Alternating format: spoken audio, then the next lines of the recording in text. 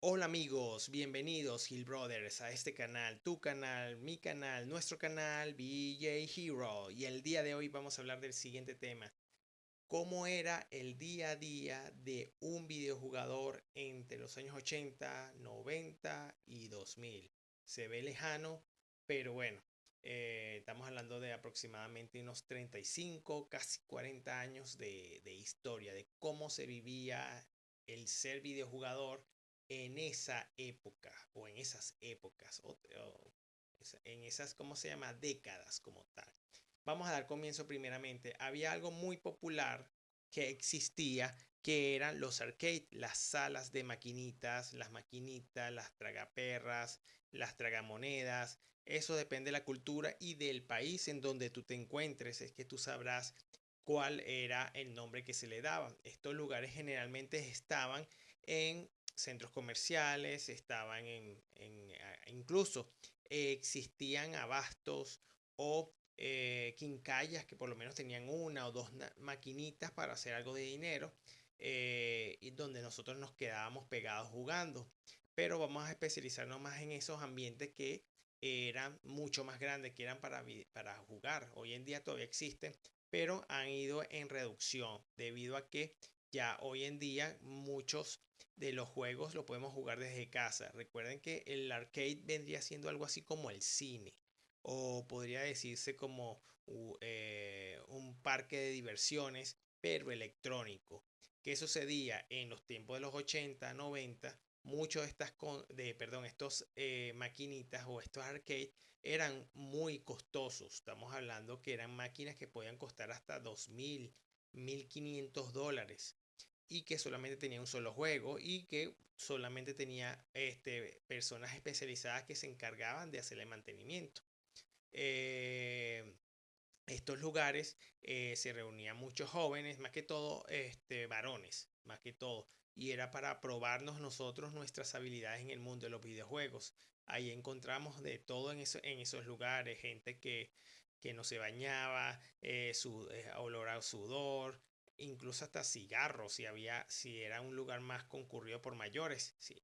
De hecho, los últimos que quedan, la gran mayoría de los que van son mayores, ya que bueno, son de esa época, donde, por ejemplo, hacer colas, ver, por ejemplo, la maquinita que estaba de moda, ver un Mortal Kombat. Me acuerdo que llegué a ver Street Fighter 2, que tenía que hacer cola para poder jugar. Generalmente pasabas la rabieta de que tú llegabas y veías la máquina sola, entonces metías una moneda y empezabas a jugar y llegaba alguien y te saboteaba y se metía a jugar para darte una paliza, ¿ok? Y bueno, muchos recuerdos buenos que yo viví allí. Algunos arcades se transformaron, también empezaron a alquilar y vender videojuegos y souvenirs sobre el caso, pues de entregar premios. Había una que estaba en SCT que yo no recuerdo cómo se llamaba. De todas maneras, cuando haga el video especialmente hablando sobre eso, voy a comunicarles. Otra de las cosas que antes de terminar esto, debo mencionarte que antes habían estos arcades porque no existían consolas potentes para poder jugarlo desde tu casa. Esto empezó a mermar fue a partir de la Super Nintendo y la Sega Genesis, ya que en este caso estas consolas podían emular o podían tener port decentes de estos arcades. Pero a partir de la siguiente generación, la generación número 5, que fue la PlayStation, ya se podían trasladar gran parte de los juegos prácticamente un año después de su salida en arcade, siendo un éxito. O sea, el arcade era como el cine. Primero lanzaban la película en el cine, después las consolas eran como decir el VHS, el formato de videos caseros como tal. Otra de las cosas que era muy común era como nosotros los videojugadores nos informábamos en el mundo de los videojuegos. En este caso teníamos revistas especializadas. Aquí en Venezuela las más populares fueron Club Nintendo, que era generalmente de la zona que cubría México, Centroamérica y algunos países de Sudamérica, que entre eso estaba creo que Colombia y no sé si estaba metido ahí también Chile, pero ahí estaban y Venezuela, por supuesto. A través de esta revista es que yo podía ver los nuevos lanzamientos, ver los trucos, ver cómo pasar ciertos juegos, más que todos los juegos que eran más complejos, tipo Zelda, tipo Metroid, juegos de que tenías que ir en mapeados muy extensos, ¿ok? Y que se hacían con mucho cariño y con mucho amor, se notaba, pues, realmente se sentaban a hacer los juegos. De hecho, existe una carrera que se trabaja eso, pues, que yo no sabía que existía, pero bueno, me hubiese gustado haberlo trabajado porque me gusta investigar en los videojuegos. Bueno, esto, por supuesto, habían otras revistas que eran internacionales. Había una americana que se llamaba GamePro, creo que venía de Miami, creo, no sé exactamente.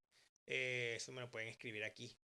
Había otra que eran, la mayoría eran de España, que eran Superjuegos, Hobby Consolas. No recuerdo los otros, pero sé que compré algunas. Pero las que más compré fue Club Nintendo porque estaba especializada en mi zona y Superjuegos. ¿Por qué Superjuegos? Porque Superjuegos te colocaba todos los juegos de los diferentes consolas que existían. No solamente la de Nintendo, sino también la de Sega Genesis y todas las consolas que existían en el momento y las que iban a salir a nivel de PC también nos mostraban algunas cosas, lo cual hacía que fuera multi revista, pues teníamos de todo un poco allí. Lo único que no me gustaba mucho era que a veces lanzaban, ¿cómo se llama? Pues como falsos, noticias falsas como tal. Tenía la mayor tendencia. En cambio, con Nintendo se cuidaba mucho de eso. Ah, y estaba la famosa Nintendo Power, que aquí llegaba muy poco, pero costaba bastante, pues. Las revistas empezaron a caer en desuso por varias razones. Primeramente porque, bueno, es costoso hacer este tipo y la distribución de estas revistas, y aparecieron en este caso revistas online a través de internet donde tú podías ver las noticias en minutos o en segundos. Cambio, con una revista tenías que esperar un mes exactamente para verlas. Yo me acuerdo que yo tenía un ritual para ver las revistas. Después se los contaré cuando haga un especial sobre esas tipos de costumbres. Aunque bueno, puedo agregarlo aquí. Yo recuerdo que compraba la revista Club Nintendo o la de Superjuegos y lo que yo hacía era comprarme unos chocolates llamados MM, y me compraba un refresco y mientras estaba comiendo MM veía la revista y la leía. Esa lectura de esa revista podía tardar una semana o 2 semanas mientras la estaba leyendo, pues porque generalmente no era que yo llegaba y decía, bueno, voy a leer la página 1, después voy por la... No, no, no, iba directo a lo que a mí más me interesaba. Ya después que lo que menos me interesaba los iba yo leyendo los siguientes días. Y como dije, mermó el negocio porque, por lo menos aquí en Venezuela, porque en aquel momento el presidente que teníamos indicó y prohibió este tipo de revistas, diciendo que era de ocio y que no era necesario, que eso no traía nada bueno. Entonces, por esa razón, esas revistas dejaron de llegar aquí a Venezuela y ese negocio murió aquí prácticamente.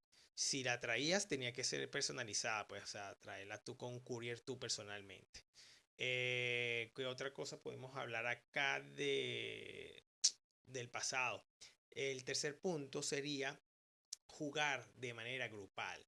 Era muy importante. Yo recuerdo mucho que en la primaria, generalmente los viernes salíamos temprano, salíamos a las 2 de la tarde, 3 de la tarde.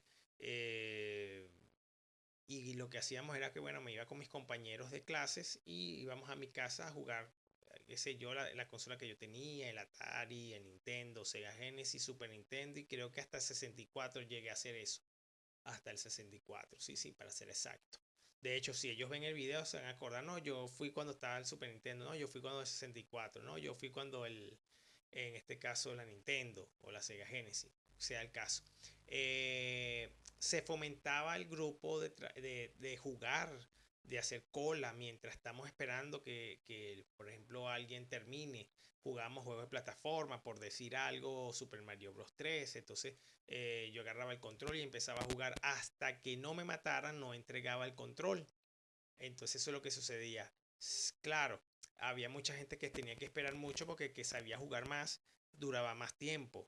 pero el que jugaba menos, entonces lamentablemente llegaban y lo mataban o sea, lo desvivían dentro del juego, perdón, en menos de 5 o 6 segundos, entonces era lamentable, pues, pero era como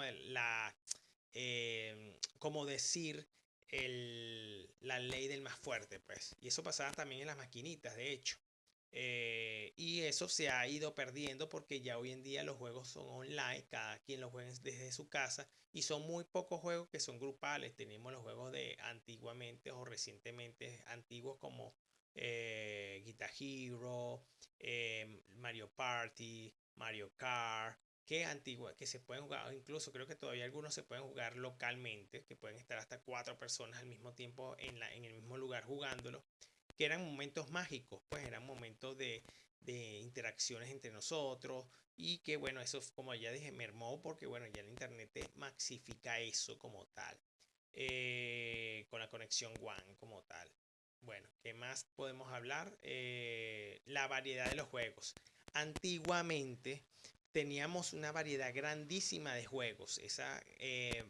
Habían de deportes, habían de lucha, de diferentes géneros, incluso hasta de géneros que no te ibas a imaginar. O sea, lanzaban juegos como dirían por ahí los españoles, como churros lanzaban. Hoy en día ya no pasa tanto y eso ha cambiado porque, bueno, primeramente porque el costo para hacer esos juegos son mayores y las tecnologías, pues como tal. Y segundo, porque ahora es más difícil para mantener o hacer juegos más reales, hay que darle mayor dedicación y se tardaría mucho tiempo en hacer juegos. Cambio, en esas generaciones era muchísimo más fácil.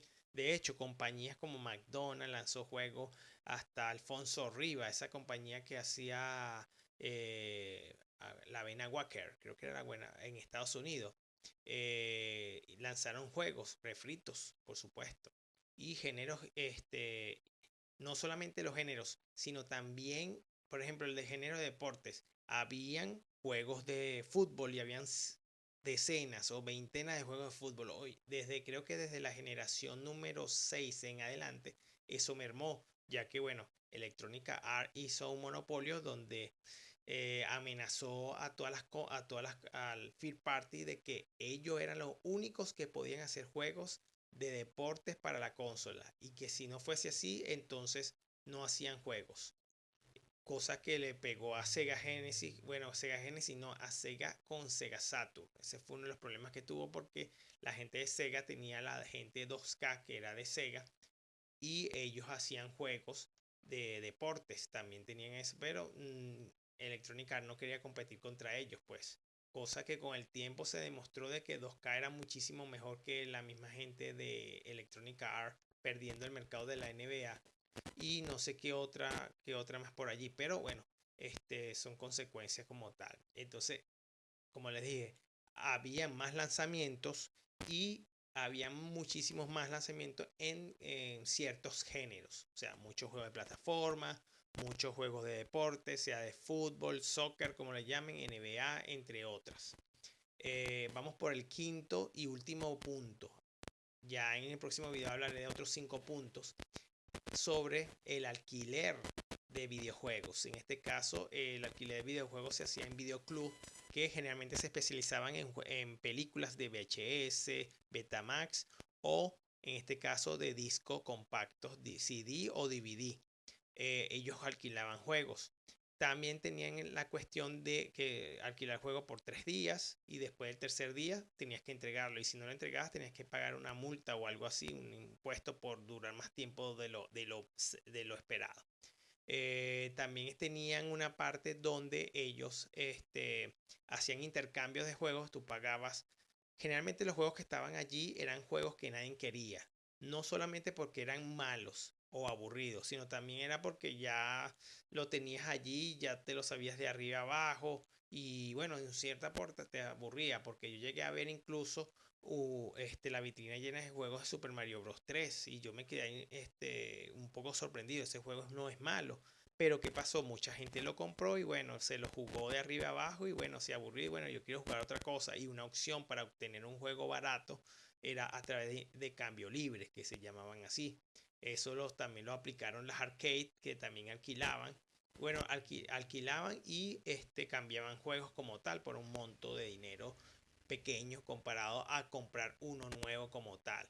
Entonces, muchachos, como están viendo, las tecnologías avanzan y como avanzaron las tecnologías, también cambió un poco eh, el concepto de cómo se llevan a cabo ¿cómo se llama?